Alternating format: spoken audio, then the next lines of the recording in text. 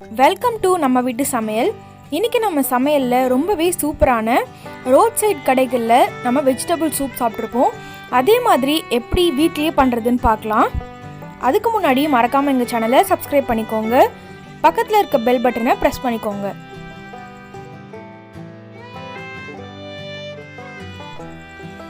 குக்கரில் அரை கப் அளவுக்கு கோஸ் எடுத்திருக்கேன். சின்ன சின்னதாக நறுக்கி வச்சுருக்கேன். 1/8 கப் கேரட் எடுத்திருக்கேன். அதையும் சின்ன சின்னதாக பொடி பொடியாக கட் பண்ணியிருக்கேன். 1/8 கப் பீன்ஸ் எடுத்திருக்கேன். அதுவும் சின்ன சின்னதாக கட் பண்ணியிருக்கேன். இப்போ இந்த சைஸில் 4 கப் தண்ணி சேர்க்கணும். இதுக்கு 4 கப் தண்ணி சேர்த்தா தான் கரெக்டாக இருக்கும்.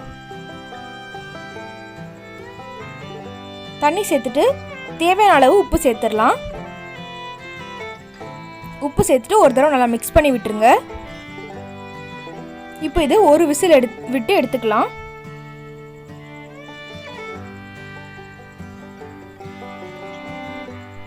ரோட்டு கடைகளில் சாப்பிட்ற மாதிரி அந்த டேஸ்ட்டில் சூப்பராக இருக்கும். கண்டிப்பாக செஞ்சு பாருங்கள். இப்போ ஒரு விசில் வந்துச்சு. காய் நல்லா வெந்துட்டுருக்கோம். இங்கே பாருங்கள், நல்லாவே வெந்திருக்கு. ரொம்ப குழைய வேக வேணாம்.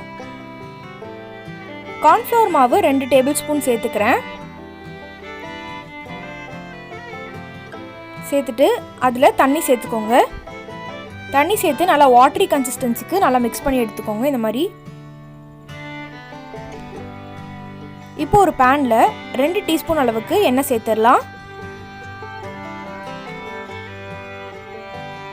பூண்டு 6 பல்லு பூண்டு எடுத்து சின்ன சின்னதாக நறுக்கியிருக்கேன். அதை எடுத்து சேர்த்துடலாம். அரை வெங்காயத்தை சின்ன சின்னதாக கட் பண்ணியிருக்கேன். அதையும் சேர்த்துடலாம்.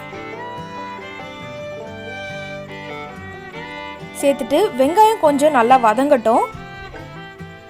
நல்லா லைட் ப்ரௌன் கலரில் வரட்டும். இந்த மாதிரி வெங்காயத்தை வதக்கி சேர்க்கும்போது சூப்புக்கு இன்னும் கூட டேஸ்ட் கொடுக்கும். இப்போ நம்ம வேக வச்சு வச்சுருக்க வெஜ்ஜீஸ் எடுத்து சேர்த்துடலாம். உள்ள நல்லா மிக்ஸ் பண்ணிடுங்க.